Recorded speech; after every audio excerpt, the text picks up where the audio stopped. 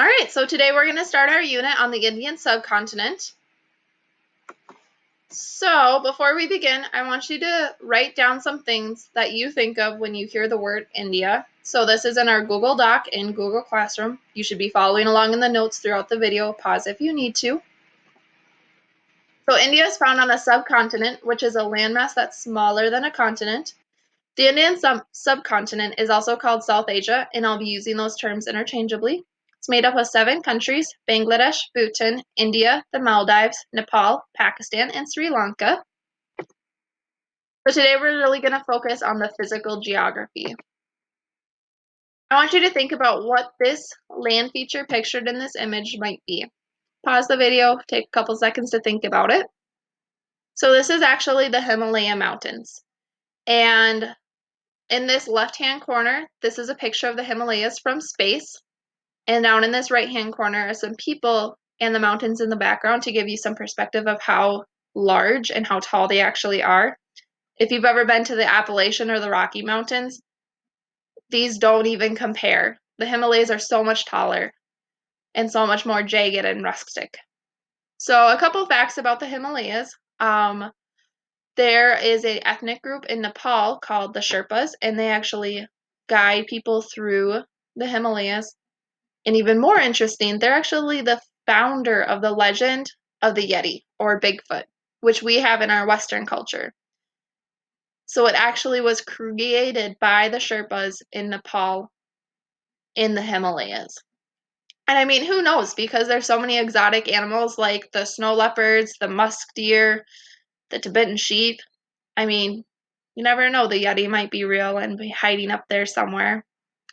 Couple other things, the Himalayas make up 0.4% of Earth's surface area, which might not seem like a really big number, but you have to remember, this is in one geographically located area, and it's one mountain range. So to take up 0.4% of Earth's surface area is actually a really astronomically large number. And then the last fact that I have for you is that the Himalayas are actually still geographically active. They're still growing and they're still becoming taller, which is kind of cool. All right. So a couple other mountain ranges include the Hindu Kush and the Ghats, and then up in this corner are the Himalayas. So the Hindu Kush have served as a barrier for years, and one of the only ways past them was the Khyber Pass.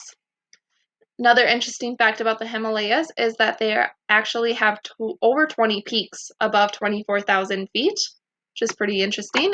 And then the Ghats, right down here, are 1,000 miles in length, and they block moisture from reaching the Deccan Plateau, causing it to be really dry, which you might be learning about later. Pause the video, take some time to read this, and fill in the notes about this slide. So 2 of the most important rivers in South Asia are the Ganges River and the Indus River. The Ganges River is India's farming heartland, so that's where you're going to find those farming villages. The Indus River, it creates a fertile plain, which is the Indus River Valley. You might have heard that in a history class. It is where a lot of ancient civilizations began, and that is actually found in Pakistan. So here's your assignment for today. You're going to create a 6-slide PowerPoint, which is the other Google Slides presentation I have. And you're going to pick either the Deccan, the Thar, or the Tari to create your presentation on. Let's go over here. So this is your daily assignments. This is where you'll go to get your examples. So you're going to choose a land feature. You're going to create your own definition, where it's located, and an interesting fact. Then you're going to talk about the climate, some different wildlife that lives there, and then 5 interesting facts, including at least 2 pictures. Lastly, you're going to describe its effect on the people that live near it or on it. And for your works cited, you just have to insert the links. You don't have to actually create a citation.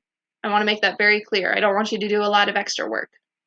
So that's your assignment for today, and I hope that you have a great day. If you have any questions, just let me know, and you can shoot me an email.